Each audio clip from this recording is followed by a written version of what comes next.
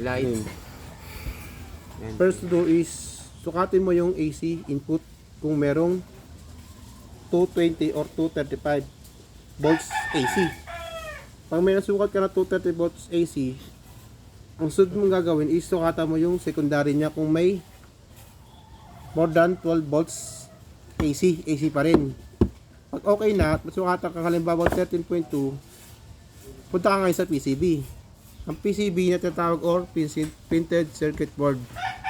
At maglalagay ka ng LED para indicator na may pumasok galing sa transformer mo ng secondary na LED.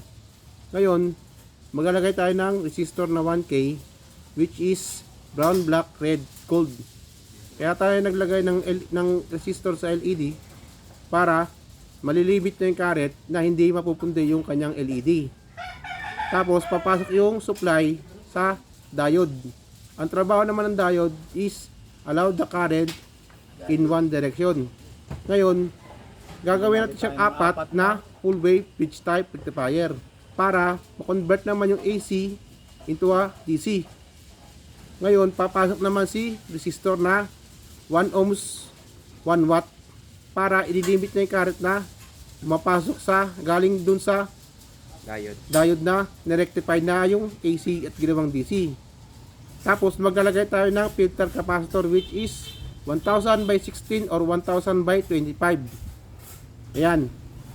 Na magpipilter ng supply para smooth yung pasok galing doon sa rectifier at papunta doon sa input voltage ng kanyang regulator na ang trabaho is mariregulate niya yung mataas na voltahe galing sa capacitor at sa resistor which is papasok sa kanyang input voltage na ang ginamit natin is 7812 and 7805.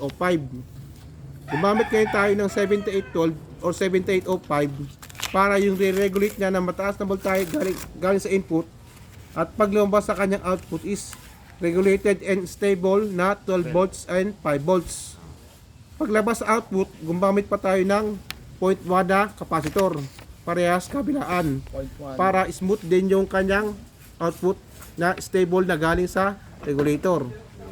Both negative ay magkarugtong sa kanyang negative side and then yung positive naman ng capacitor ay nakonect sa output ng kanyang regulator which is yung 7812 and 7805. And then susukatan mo ngayon yung kanyang power supply ng kung may nilalabas siya na 5 volts stable and 12 volts na stable by using a multimeter, analog or digital, set into a DC 50 volts for 12 volts and 10 volts DC 12 volts DC in range of the analog or digital multimeter and then check the voltage output kung nasa 4.9 or 5 volts or 11.9 or 12 volts fixed voltage na galing sa output ng regulator mo. Yun ang trabaho ng power supply na convert ng from AC, gagawin natin DC na stable na 12 and 5. Okay.